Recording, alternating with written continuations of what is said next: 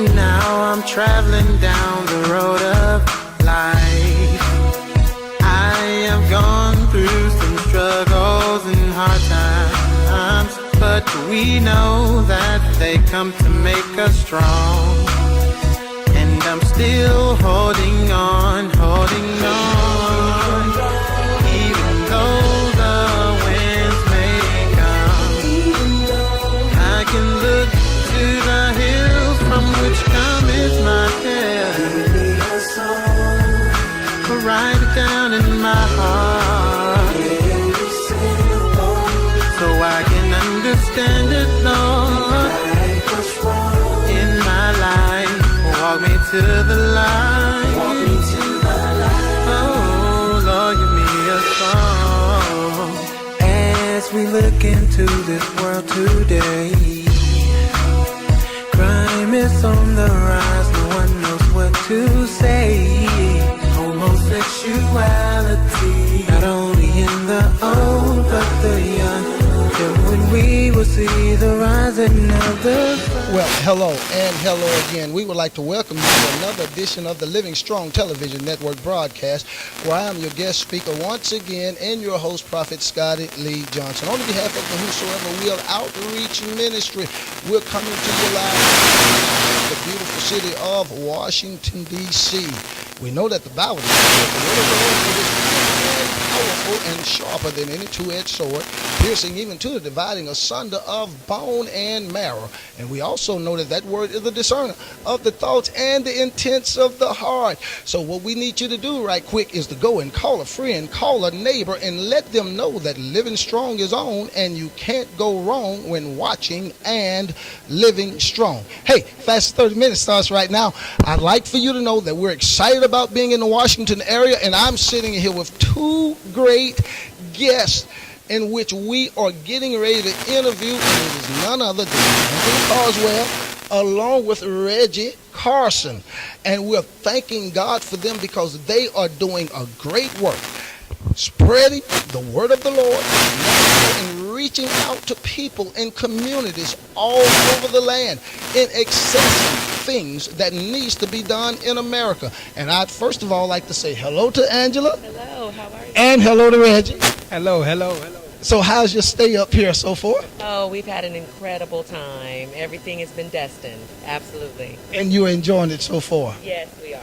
And you, Reggie, also? Oh, yes, absolutely. And this is actually a homecoming for me. I grew up right across the bridge in Forestville, Maryland. Wow.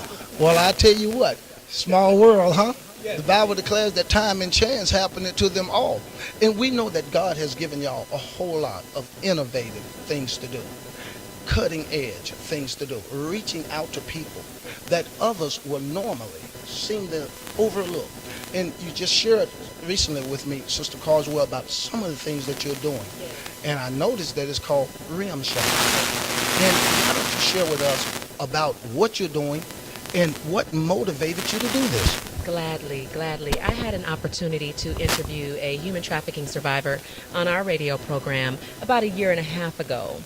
And she told me a story about her domestic case of human trafficking, and how now she's gone through the entire ordeal as a victor and now speaks openly about her experience in order to try to help and prevent and bring awareness and education to this deplorable epidemic. Right. Unfortunately, sir, in Atlanta, Georgia, where we're from, Washington, D.C. as well, these are hubs. They've been identified as hubs for human trafficking right here domestically in the United States, in our own backyards. Atlanta, Georgia. Yes, sir. Also. Yes, absolutely. It's our international airport. One thing that really kind of just brings me almost to tears when I think about it is the fact that it's been silenced. There's perpetrated silence almost surrounding it. It's just kind of lingering around this thing because people don't understand the enormity of it, first of all, and they think that slavery is something that happened long ago and that's long gone. And unfortunately, it is happening right now. Wait. Sister Caldwell brought up something that's very important. And it's not overlooking the fact that just because something is written off in society does not mean that it doesn't still exist in society. And so you're seeing this firsthand. And this is motivation. It has absolutely motivated me. It's motivated all of us. We have become modern day abolitionists. People think, okay, so you're abolishing slavery, but that seems such a dated concept. It is absolutely relevant and happening right now in the United States and all over the world. And what we focus on specifically through our production and through our advocacy and activist efforts is the commercial and sexual exploitation of our children. Unfortunately, they say that on average between the ages of 11 and 14. You said the word commercial. Yes. Commercialization of our children. Brother Reggie, give you a It is big business. And it's unfortunate that we talk about it as that, but that is the reality and that is the truth that's going on right now.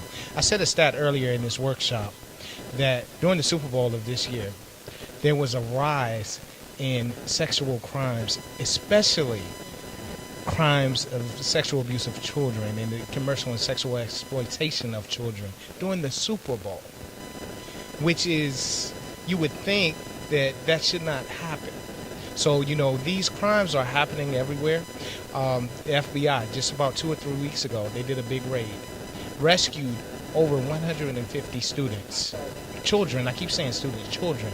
The youngest was the age of 9 years old. Nine. And so this is unfortunately big business. It is unfortunately big profit. And there aren't that many punishable laws that are out there that are combating it. And we are here to create awareness and let people know that it's going on right here in the United States of America. People don't understand that. They think it's an international crime, which it is. But it happens more often here as well. And we are here to make that known.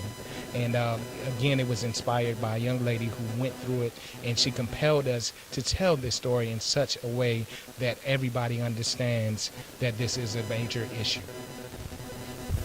I want each and every Living Strong viewer and each and every Living Strong listener supporter to pay very close attention to this, because with what Sister Caldwell and Brother Cason has said, it is very important for you to take heed and to not let this be another situation to where we just blow over. Prayer is needed, but even more important to go with prayer is action. And this is what Brother Cason and Sister Caldwell is doing. Now, let me ask you something, and either one of you can answer this. What would you like to see happen in the mainstream of what you're doing and take place? Also, and just give just a scenario of what you think that can move this. Awareness and education. And not only that, but mobilization of organizations and groups, starting from our young people on up, talking about this and letting people realize that it's real. That's one thing that I encounter more often than not, is that people say either they didn't know or they'd heard about it and assumed it was a myth. People have to realize that there is a reality to this thing, and there has to be punishable crimes. This is the problem, sir. What happens is that most people think that this is really prostitution and that the victims are actually voluntarily doing this. They don't realize that there is someone that's intimidating them into these acts. And if they're underage and they're children, it is absolutely child sexual exploitation for profit. And it's ridiculous. So it's like a legal kidnapping of control. Go ahead, Brother Reggie. Yes, and it's a legal kidnapping of control, like you said. The other thing on top of awareness is self-awareness, self-esteem building, positive image building as well, because that's the root of it. If someone is lured into this business because they have low self-esteem, they don't know how to love themselves, or they aren't being loved the right way, or they seek false love. That is what lures them into being a victim. So self-awareness as well, building that self-esteem, making sure that they are confident, they aren't being bullied, they don't run away from home, and if they do, finding a safe place that they can go to. That's what I was getting ready to ask. Sister Caldwell, you were sharing with me about the young lady that so much influenced you to move this forward. Yes. What type of helps was available to her once, you was able to talk to her and help her to get through and to get back to normal so that she could go out in society and do what she was born to do. Unfortunately, the help was not as readily available as it's become. I was waiting on that. Yes, it was not as readily available as it ought to have been. Because again, it's a moving target and people really don't know how to manage the process. A moving target. Yes, it's sir. Hard to hit a moving target. It's absolutely hard to hit a moving target. One thing I can say is PolarisProject.org. That's POLARIS project.org is a hub for resources, anything human trafficking. I go through them all the time to find statistics and find factual data that I can share with my audiences to bring awareness and to educate people about this. In addition to that, National Safe Place. In our market, Atlanta, Georgia, we have a string of gas stations called QT. Right. If a runaway is being exploited or being victimized, if they get to a QT, then management has been trained to give them resources and to shelter them until actual authorities are there to come restore them. There's also another organization I'm very proud of called WellspringLiving.org. Wellspring Living is all about the rescue, restoration, and rehabilitation of these victims, and they do an incredible job. Your words cannot get any lined up no better than that. I tell you, that is a great alignment. And it's so plain and straightforward with what you're able to give. Brother Cason, we're looking at the traps and the entrapments of what it takes to get these people here. And Sister Caldwell was letting us know that awareness is the key focus.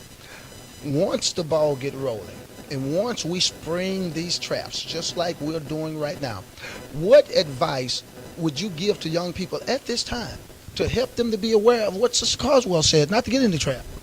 Oh, goodness. I'm going to take it to our production. For instance, we're going to, and I'm going to attack this head on right now. Our entertainment industry needs to be changed specifically, especially, and I will say it, in the urban community especially. And the images that we see, the songs that we hear, every single thing that you hear on the radio, and it's being infiltrated in these young minds. And what we try to do with our production is show that side of the business. Is it controversial? Yes. But we are not afraid to take this on. We are definitely stepping away from it. We are definitely creating a new paradigm shift where there can be positive artistry.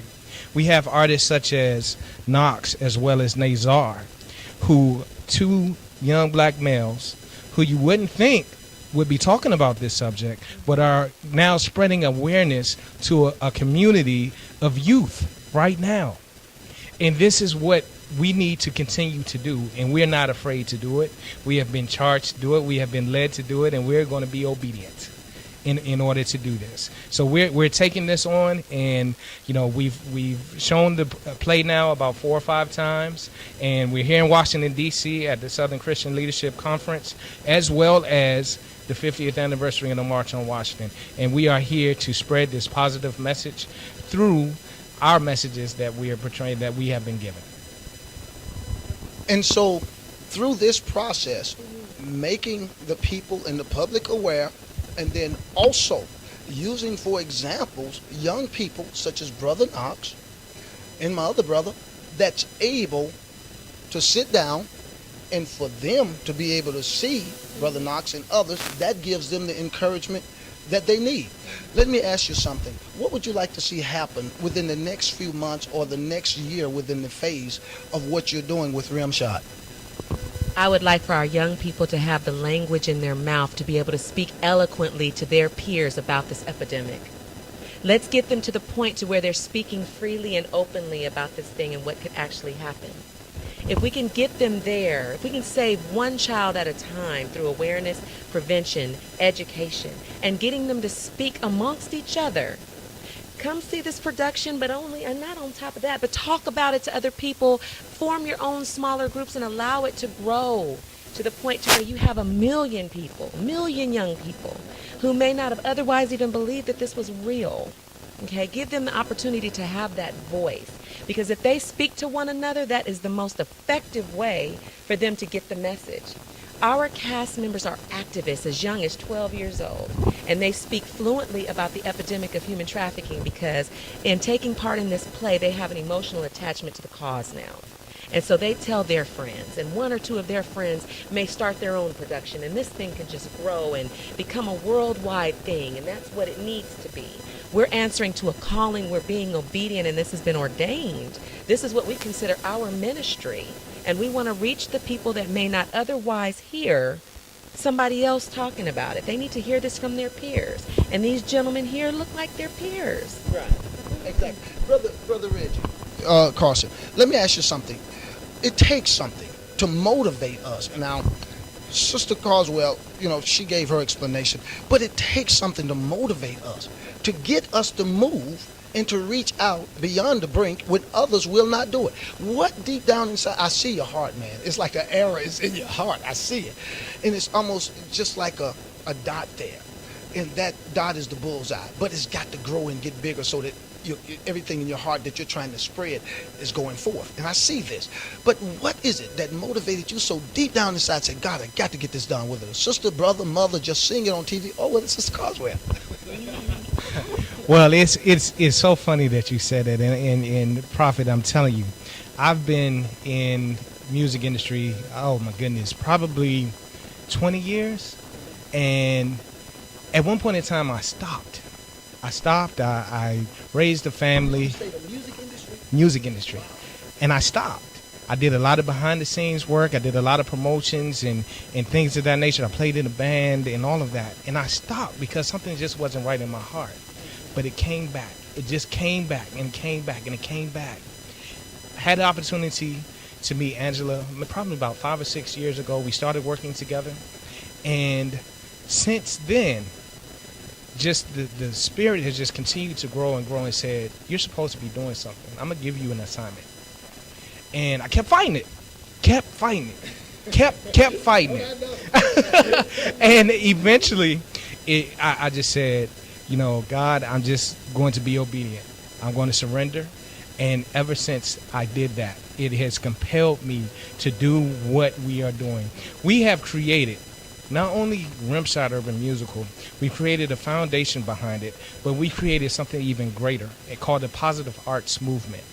And the Positive Arts Movement is all about positive artistry, artists that have a message and can use their platform for a greater cause. It started here with me. We talked about it, Angela and myself, and now it is a reality. We have a whole movement of artists and individuals who have a calling. Human trafficking definitely is one of them because we feel that this entertainment industry needs to be changed. Right. And not changed in a way where we're talking about, the music has to change or anything like that, but the images that are out there that are hurting our young people. My passion is working with youth, with children, and making sure that they have a solid foundation. And if I can do that by using my God-given talents, I'm going to do that. So that's where this heart is right now. Fulfilling that void. Hold Yes. that mic. Yes.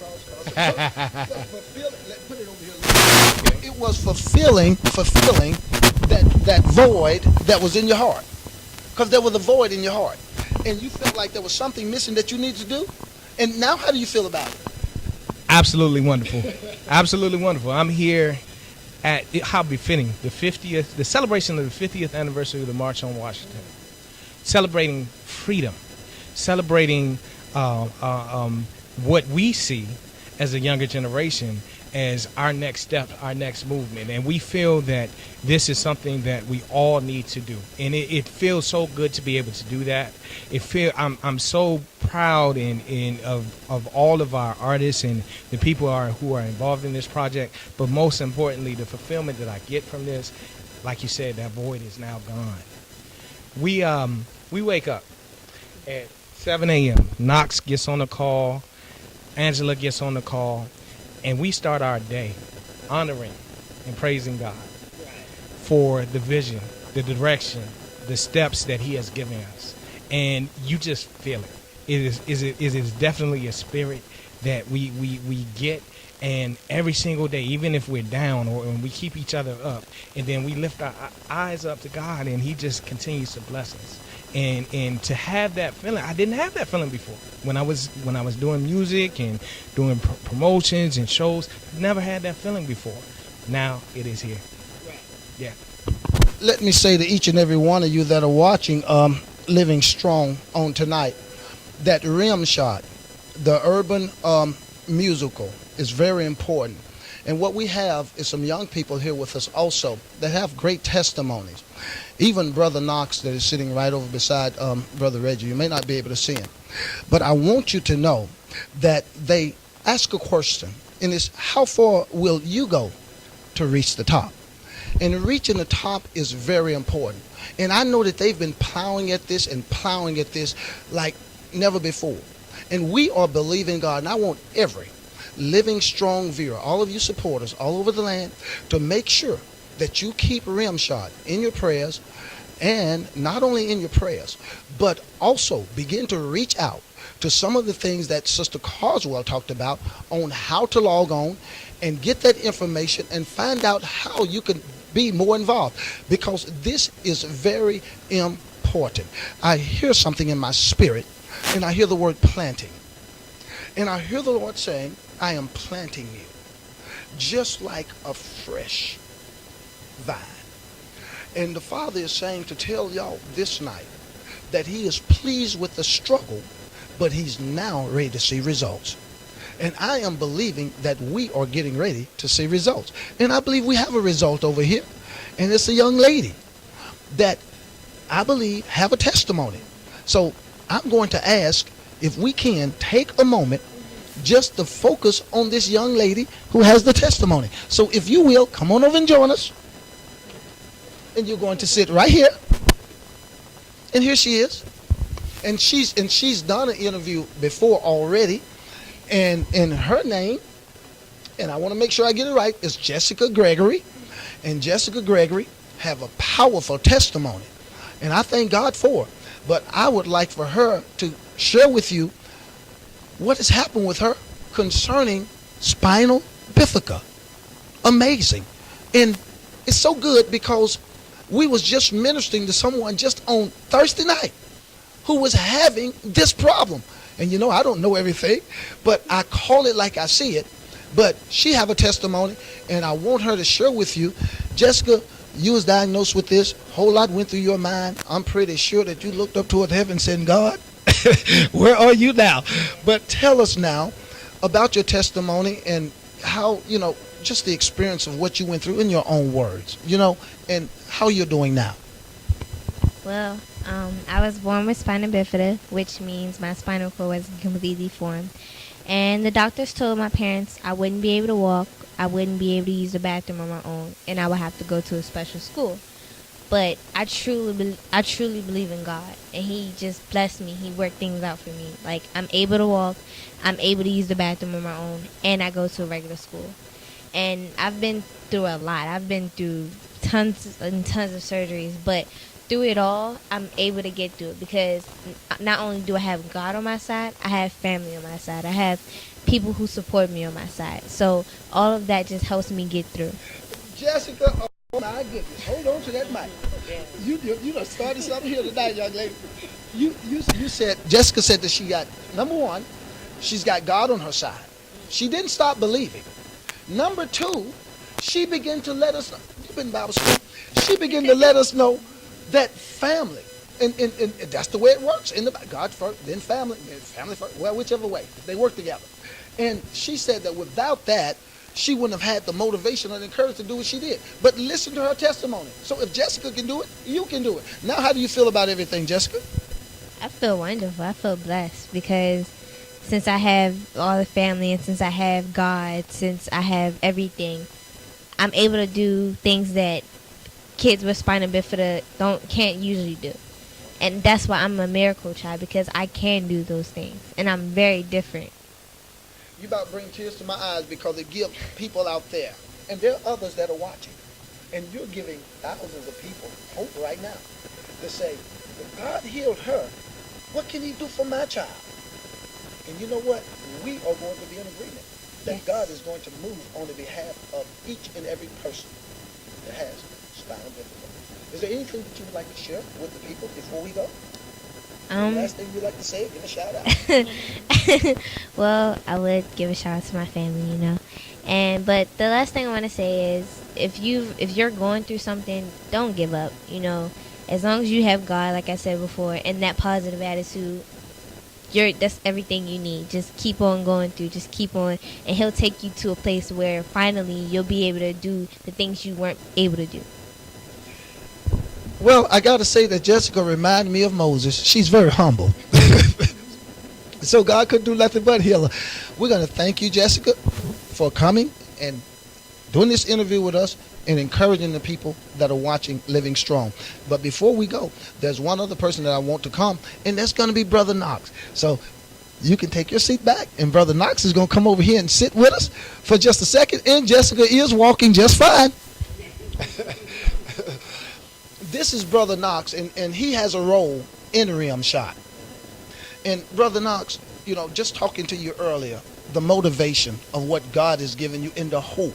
You being a young man and setting the precedence and the example for others, whether or not you know it, it carries weight and it carries a burden, because the enemy don't want to see young men like you and others being successful and standing your ground. But you know what? God gave you another heart. And the heart that he gave you is different from everybody else's heart. You remember Saul when he came down from Gilgal playing those musical instruments? And they said, is this Saul? Is he among the prophets? He's the son of Kish. In other words, he ain't supposed to be nobody. But then the Bible declares that even after he had received the prophecy, God gave him another heart. And he gave you another heart. Now, let me ask you something. What is your motivation to do what you're doing, and why do you do it? As far as my motivation, it comes from many different places. One is just me from where I came from and surviving and not being a product of my environment. You know, you hear a lot of stories of kids growing up with no father, you know, losing friends and losing children to the streets. You know, I've seen that. I've been a part of that. I've seen the drugs. I've seen the hood, and something that God has put in me, and my intuition always told me that it's not right. It's always been there.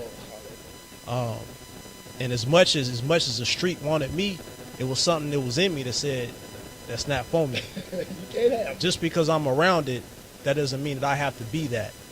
And Oh my God. even though there's been times I've strayed away, I've never been just, you know, I'm not going to say I'm a goody two-shoes or an angel, but I know at this point in my life, he's aligned things for me, and he's put me on a destined path. Meeting them, moving to Atlanta, and everything that I do right now, the motivation comes from straight from above.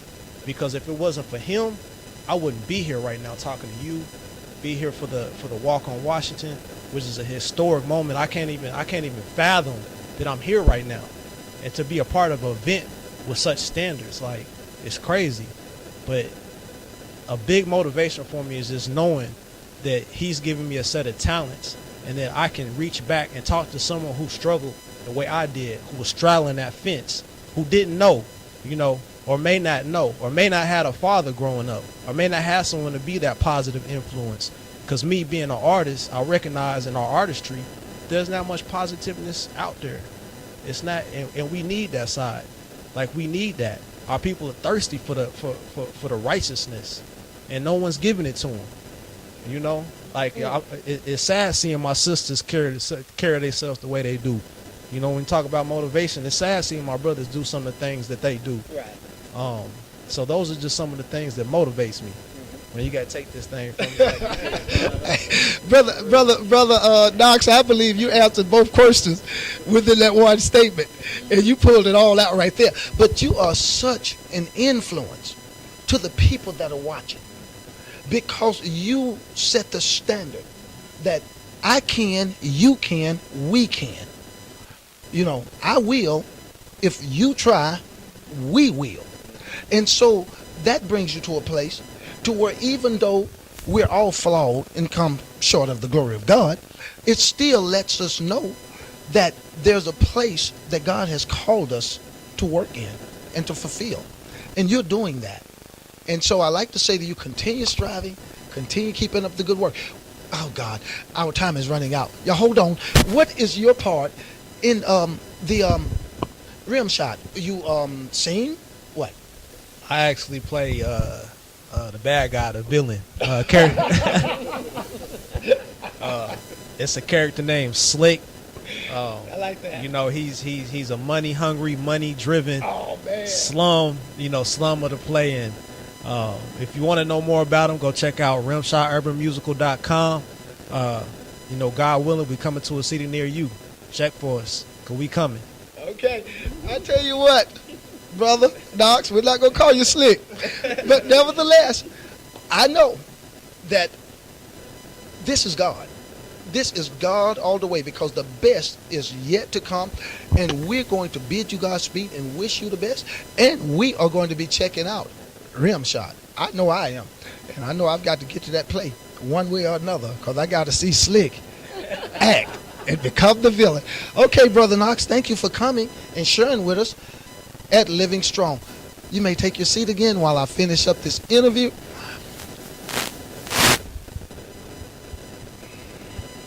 I'd like to thank each and every one of you that are watching and for your patience in watching Living Strong. But before we go, I would like to give the closing words of Rimshot to, you know, Sister Caldwell and Brother Cason, because I think that Rimshot is very important. And if you look at this, you see it has all different types of people on there. And we're reaching out to them, the urban music. And the thing I like about it is, how far will you go to reach the top? And I believe that they're willing to take it all the way to the top and to go through what they've got to go through in order to get there, what we've got to go through, rather.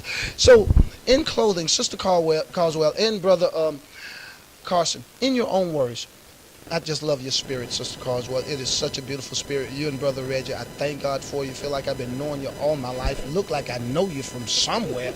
You know, you see people you like, you know them. And I'm like, I know this lady. And the Lord's like, no. But I'm like, well, and then I'm checking out Brother Reggie and like, well, I know him too. And I'm like, well, they look familiar.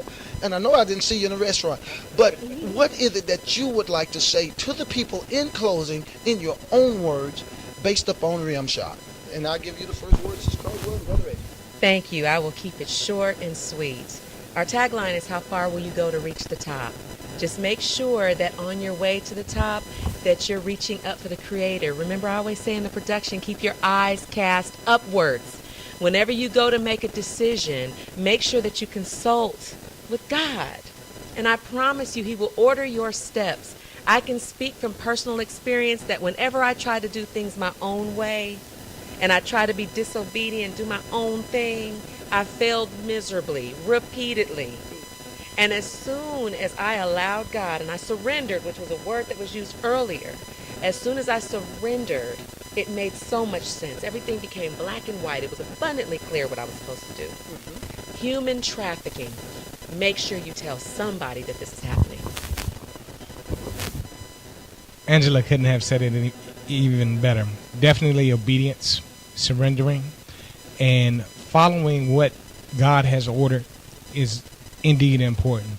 What I would say to you all out there as well, I am an advocate for youth, and I strongly believe that if you give them the encouragement, the positive encouragement, if you give them the direction, if you love them, my tagline that I say to everybody, I go by Reggie Love as my moniker.